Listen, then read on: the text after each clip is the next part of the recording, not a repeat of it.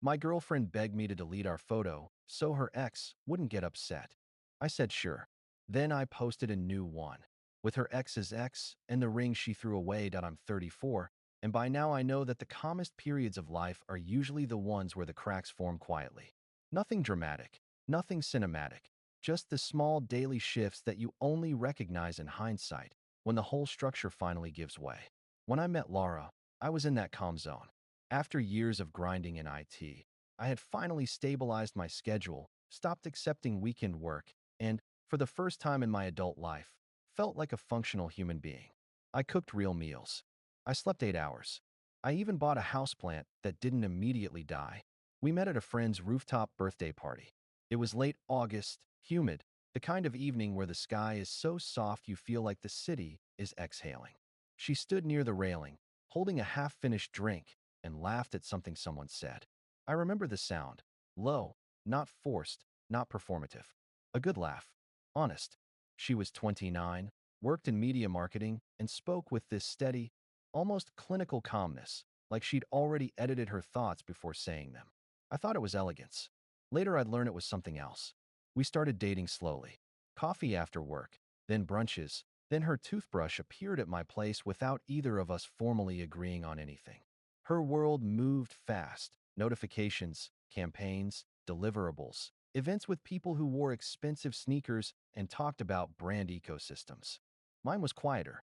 She once joked that my apartment felt like a forest monk's office. But she said it smiling. At first, everything felt good, normal, adult. But the red flags, the small ones, the kind people wave away, were already there. His name came up within the first 3 weeks.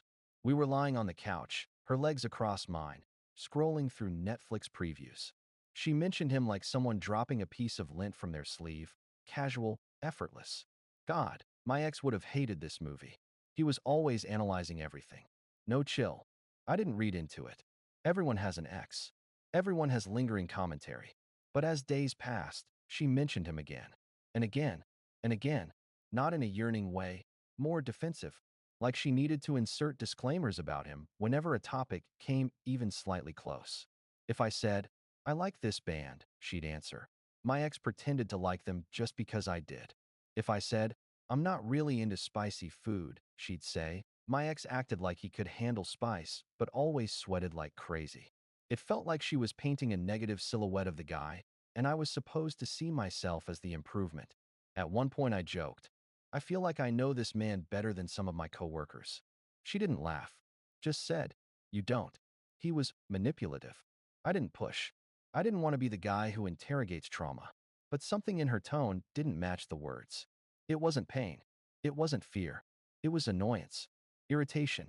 Like she was describing a coworker who forgot to refill the printer paper, not someone who supposedly hurt her. The day everything technically started was completely mundane. We were in my living room. She was sitting on the arm of the couch, sipping iced coffee. She looked good, hair a bit messy, oversized sweater, sunlight on her face. I snapped a picture of us together without thinking.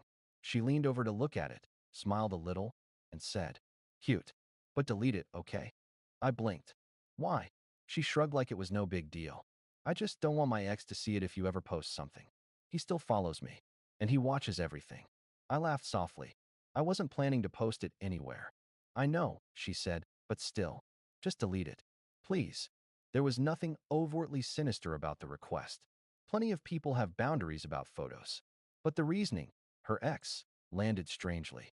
Like the center of her concerns wasn't us, or privacy, or her career, but the orbit of this man she claimed to be so done with. Still, I said, no problem, and deleted it in front of her. But I never forgot the expression she made. Not relief, not gratitude, just calculation. Like she was mentally moving chess pieces. A few other things shifted around that time. She started suggesting we split expenses in very particular ways. If she bought groceries, she'd Venmo request me the exact divided amount, down to 37 cents. But if I bought groceries and she grabbed a couple snacks or wine, she'd say, let's just call it even when it wasn't remotely even. She asked me to share my Netflix login just temporarily because she was between personal cards, then used it nonstop. None of this was dramatic. Nothing that would appear in a police report. but it was unbalanced. The final small thing, the one that stuck with me, happened when she borrowed my laptop to send a file. I walked past her on the couch and saw Chrome open with my Gmail still logged in. She had clicked on the inbox, not the tab with the file, not the folder where she'd saved the attachment. My inbox. She wasn't reading anything, at least, not when I saw, but she was there. I asked, "Everything okay?" She startled just enough for me to notice. "Oh, yeah. Just finding the email." Sorry, I didn't confront her. What would I even accuse her of? But the knot in my chest tightened. She lived in a smaller apartment across town. Nice, but crowded with plants and candles and stacks of fashion magazines. That weekend, she left me in the living room while she took a shower. Her phone was on the table. It buzzed twice, then once more. 3 notifications. Same contact name. Just initials. MR. She always had her phone upside down. She always silenced notifications. Except today she hadn't. And there were 3 messages. Fast. Urgent. I didn't touch her phone, but my mind did. 3 messages meant an active conversation. MR meant nothing to me. She'd never mentioned anyone with those initials. And something in the tone of her earlier request, "Delete that photo. I don't want my ex to see it," connected itself to those letters whether I wanted it or not. But again, no confrontation. I swallowed it. Made coffee. Pretended to scroll my phone. When she came out of the shower, she saw the notifications, grabbed the phone instantly, flipped it over, and said, "Work stuff." She didn't give me a chance to ask that I've never been the paranoid type.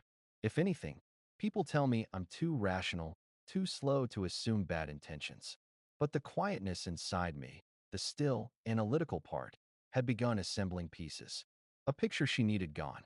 An ex she talked about constantly, yet avoided acknowledging emotionally. Weird financial behavior. Her opening my inbox.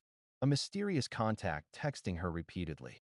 One small tile after another, forming something I wasn't ready to look at directly. Was she still talking to him? Were they still entangled? Was I a rebound? A placeholder? An accessory? I didn't know, and I didn't want to jump to conclusions. But I started documenting things, not because I suspected anything major, but because documentation is my coping mechanism. I wrote down small dates, small observations, small inconsistencies. I screenshotted Venmo requests.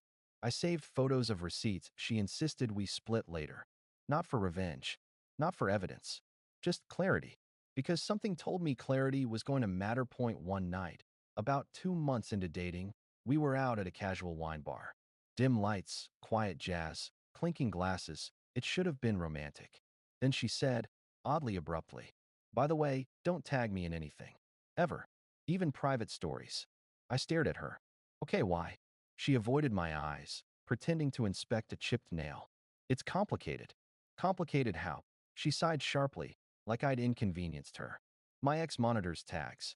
If he sees we're dating, he'll try to contact you. He's persistent." I leaned back. "If he's that intrusive, shouldn't you block him?" That was the moment. Not dramatic, not loud, where I saw something in her expression shift into a colder place. She looked at me with a sharpness I hadn't seen before. "It's not that simple," she said. Then, quieter. "Just drop it." We changed the subject, but the night was basically over. She checked her phone constantly afterward. She seemed irritated, almost pacing mentally. When I dropped her off, she kissed me half-heartedly and said she was just tired. But she didn't go inside immediately. She stood on the sidewalk, typing furiously into her phone. Not to me. Definitely not to me. Driving home, my brain was a slow-moving avalanche. Why would a woman who hated her ex be so concerned about what he sees? Why not block him? Why be so frantic about tags? Why open my inbox? Why say delete that photo? Why talk about him constantly, yet never emotionally? Something wasn't adding up. Not in the usual messy breakup way. In a strategic, image management way. A PR way. A marketing way. The way someone behaves when they're maintaining 2 narratives at once. I didn't have proof. I didn't have accusations. But I had that gut feeling, the one that grows roots in your stomach. Something was coming. Something quiet, but heavy. Something that would require documentation. Something that would require me to stay calm. Because if I was right about the shape of the cracks, they weren't cracks anymore. They were fault lines. And they were about to move. 2 weeks after that tense dinner, the air between us felt different. Not openly hostile, not cold, just tightened. Like an elastic band pulled a little too far. Most people wouldn't notice it, but I'm sensitive to micro shifts. It's how I've avoided getting blindsided at work for years. You learn to listen to the quiet things. Nothing big happened. That's the thing. It was all small. She started answering texts slower. She canceled 2 meetups last minute, both times with vague explanations about client crises. She came over less, and when she did, she seemed wired, in a distracted, restless way. But the real shift happened one night when she fell asleep on my couch. Her phone, as always, was face down. A message buzzed through, not loudly, just a faint vibration against the blanket. I wasn't trying to see anything, I swear, but the screen lit up a little too close to the edge of the blanket, and for half a second, I saw the preview. MR, I told you this would blow up if he finds out. The words hit like icy water. Not the name. I'd suspected the contact mattered. The content. If he finds out. Finds out what? Not who I was. She'd mentioned me to friends. Not that she was dating. She'd told her sister. There was only one person whose knowledge she seemed genuinely afraid of. The ex. I didn't touch the phone. I didn't wake her. But I sat there for a long time, staring at the dark window, watching our reflection. Me frozen, her sleeping peacefully beside me. Like two people in two different stories. By morning, she acted normal. She made toast, complained about a coworker, kissed me goodbye. But I couldn't unsee the message. I couldn't unhear the cracks forming in the silence. She left around 10 a.m. At 10:23, she texted, "I'll see you later, okay? Might be busy though." I typed back, "No worries." It felt like a lie. From both of us. I tried to work, but my brain clenched around that one sentence from MR. What would blow up? Why was she negotiating risks with someone behind my back? And why did this MR person talk as if Laura owed explanations? Every possibility I came up with was unpleasant. Some were ugly. By late afternoon, I made a decision, not an emotional one, not impulsive. A rational one. If there was something going on, I needed clarity, not guesses. And there was one person who could give me clarity. The ex. But I didn't know him. I didn't know his name. All I had were initials from old stories and the fragments she'd let slip. I wasn't going to message a stranger on Instagram like some deranged, jealous boyfriend. That's not who I am. But I could check something else, something technical. I don't brag about my job, but my field sits in that borderland between back-end engineering, cybersecurity, and data workflow design. I don't hack people. I don't violate privacy. But I do know how to navigate metadata, digital footprints, and the subtle traces social platforms leave behind. The photo I deleted, the one she watched me delete, had been uploaded for 2 seconds. I posted it to my close friends list, realized it was a mistake, the lighting was terrible, and took it down instantly. But Instagram still logs interactions that happen in those tiny windows. Who viewed, who tapped, who saved. Most people don't know that. I opened my archive screen.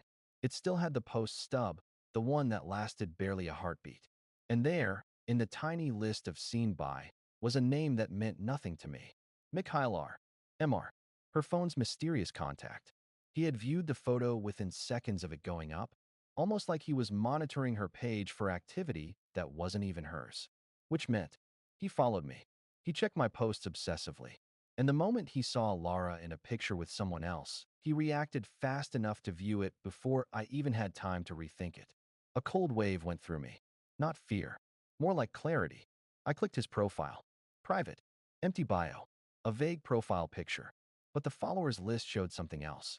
Not directly. He didn't follow Lara. But he followed 3 accounts I recognized from her world. Her friend Alina, her coworker Sasha, and, strangely, her sister. He was still inside her circle. Just not openly. And she wasn't telling me that. I didn't confront her. Not yet. Because confusion wasn't proof. Instead, I kept observing. Not like a jealous boyfriend, but like someone watching a slow leak in the ceiling and waiting for the exact moment the water breaks through. The break came 3 days later. She suggested we go to dinner at a new Korean place. She acted unusually affectionate, holding my hand in the car, leaning her head on my shoulder while we waited for a table. Almost too affectionate, like she was overcompensating. Halfway through the meal, she excused herself to take a call outside.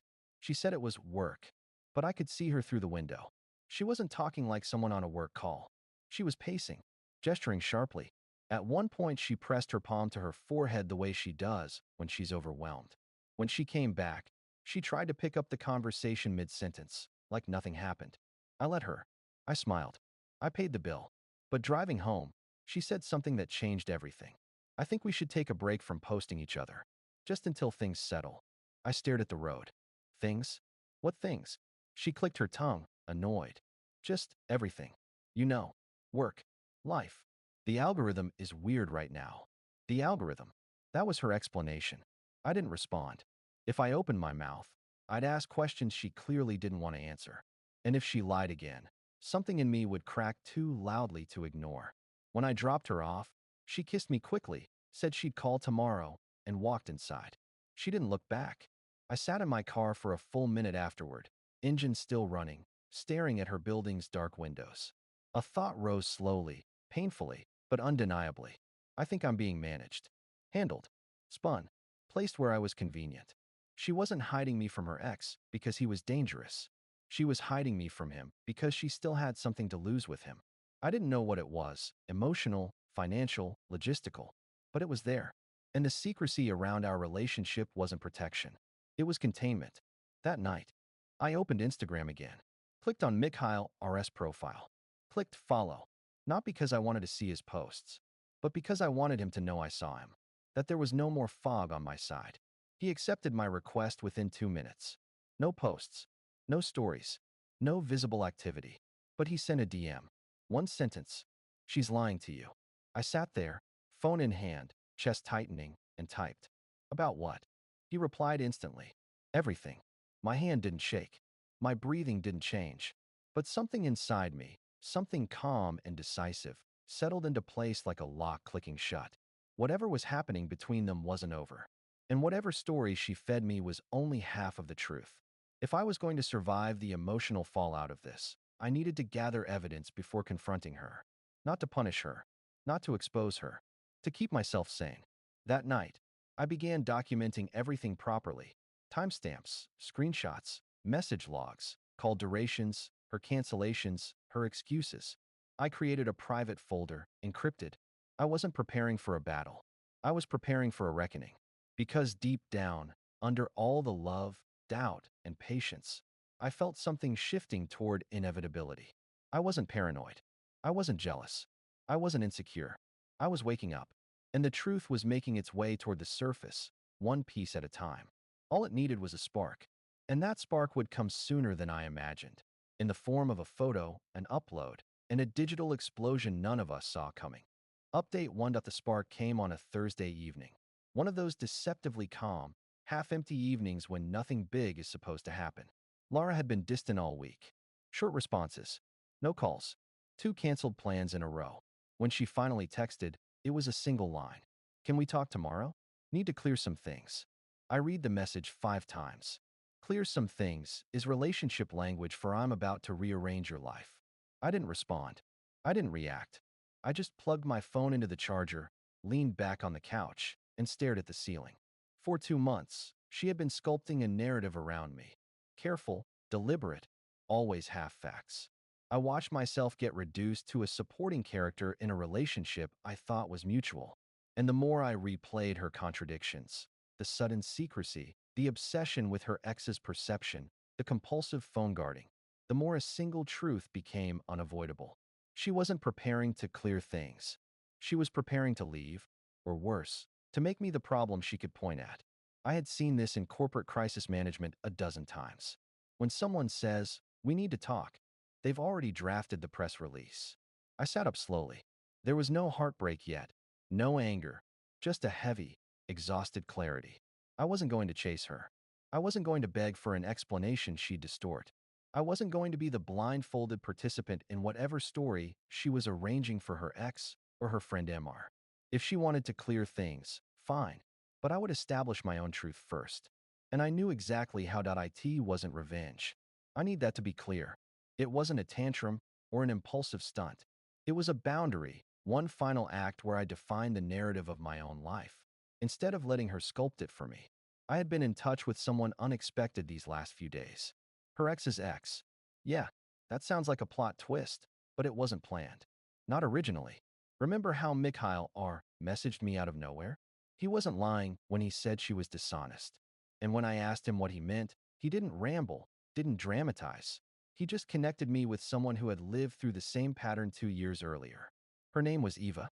We talked on the phone once, cautiously, both of us initially wondering if the other was manipulating something. But within 5 minutes, it became obvious. We were comparing identical blueprints. The same secrecy, the same obsessive image management, the same stories about a crazy ex, the same way she triangulated people against each other, the same insistence on hiding photos for privacy, the same controlling behavior around social media, the same financial weirdness, the same cold tone when cornered. We weren't two men comparing notes about a woman. We were two people analyzing a pattern we had each been wrapped in without realizing it. Eva wasn't bitter. That was the surprising part. She was calm, grounded, almost relieved to talk to someone who understood. At the end of the call, she said, "Whatever she's about to do, she's already rehearsed it. You don't have to play along." Those words looped in my head all week. So when Laura texted about clearing things, I chose to make a statement. Not for her, not for the ex, not even for Eva. For myself. I didn't post anything about her. I didn't expose screenshots. I didn't call her out. I simply uploaded a photo to Instagram. One I took with Eva a few days earlier, at a quiet cafe where we agreed to meet after talking for hours. We weren't touching. We weren't leaning on each other. We were simply sitting side by side. Two people with matching tired smiles, the kind you wear after realizing you've walked through the same fire. And on the table between us was a small black box. Inside it was an engagement ring. Not for either of us. Not a real engagement. It was Eva's old ring. The one Mikhail had given her years ago. The same ring Laura had apparently mocked behind her back, calling it cheap and uninspired. Eva had kept it out of inertia. When she heard my situation, she joked, "If she's watching you as obsessively as she watches him, she'll see whatever you post." I took a picture of the ring box because it symbolized something oddly powerful. The full-circle closure Laura had never allowed any of us to have. My caption was simple. Some stories don't end. They just change their authors. No names. No accusations. No lies. I uploaded it at 6:14 p.m. At 6:17, it had 1,000 likes. At 6:20, it had passed 5,000. People reshared it with their own cryptic captions. Mutual friends I barely talked to reacted. Coworkers DM'd me. My phone pulsed nonstop. I wasn't expecting it to blow up, not remotely. But something about the photo and caption hit a strange nerve across my follower list. At 6:21, Laura viewed it. At 6:22, she called me. At 6 hours 22 minutes and 10 seconds, she called again. By 6:24, she had sent 8 messages. "What is that? Who is that? Why did you post that? Delete it right now. We need to talk immediately. Answer me." I didn't answer. Not because I wanted to punish her, but because, for the first time in months, I felt grounded. Clear. Not spinning inside her shifting rules. At 6:27, she sent the message that told me everything. "If my ex sees this, you don't understand what you're starting." Not, "If people see this." Not, "If my friends see this." Her ex. Still the center of her universe. Still the axis her identity rotated around. Still the shadow she tried to manage by controlling everyone else's perception. That was the moment I realized. I was never in a relationship with a person. I was in a relationship with a narrative she needed to control. And once she lost control of it, panic set in. She stopped messaging for 10 minutes. Then another text came. The longest one she'd ever sent me. "I need to explain everything. Please just meet me tomorrow. Don't make assumptions. Don't talk to anyone else about this. It's not what you think." I put my phone face down and turned off notifications. I wasn't meeting her tomorrow. Not because I couldn't handle the truth, but because she wasn't offering the truth. She was offering damage control, and I was done participating in her PR campaign. Still, I knew this wasn't over. People like Laura don't let stories slip out of their hands quietly. Something was coming. Fallout. Spin. Reframing. Maybe even accusations. I'd seen her do it before to others, even in small ways. So I backed up everything. Screenshots, call logs, the message from her ex's ex, the timeline I'd built. Not to use against her, but to protect myself if she decided to rewrite the narrative. And as I sat there, watching the city outside my window dim into night, I felt something unexpected. Not satisfaction. Not vindication. Not triumph, just exhaustion and a faint, heavy sadness for the version of her I had hoped was real. Everything after that would be consequence. And consequences don't arrive quietly. Final update that it's been 4 months. Long enough for the chaos to settle, long enough for the adrenaline to fade, long enough for the truth to lose its sharpness and become something heavier, quieter. I'm writing this now because the story isn't dramatic anymore. What's left are the consequences, the kind that stay.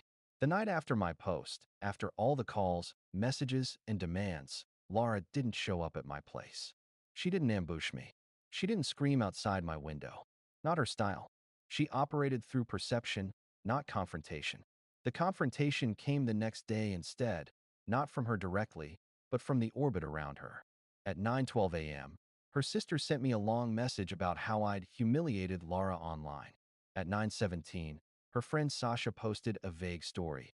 Some people weaponize attention because they have nothing else. At 9:26, a mutual acquaintance DM'd me asking what drama I'd started. At 9:40, someone I didn't even know messaged, "Bro, you really proposing out of nowhere?" Then, at 9:55, Laura finally sent the message that told me exactly which story she'd chosen to tell. "I can't believe you're doing this after everything. I told you I wasn't ready to go public. I told you my ex was unstable. You're putting me in danger." 3 sentences. 3 lies. The shift was predictable. I wasn't a partner she misled. I was now a reckless, obsessive guy broadcasting private moments online, endangering her safety. She didn't reference the mysterious MR. She didn't acknowledge her ex's involvement. She didn't mention the secrecy, the triangulation, the late-night calls. She didn't reference her own panic when the post went viral. She rewrote the entire relationship in a single message. That was when I realized she wasn't trying to salvage anything. She was trying to manage fallout, and I was being repositioned as the threat. I didn't respond. Not out of pride. Not out of spite. Because the moment I replied, I'd become part of the narrative she was spinning. So I screenshotted everything quietly. Her messages, the call attempts, the timeline, even the posts her friends made. I didn't need them for any legal reason. None of this was criminal. But documentation gave me an anchor. It kept me from slipping into the role she was designing for me.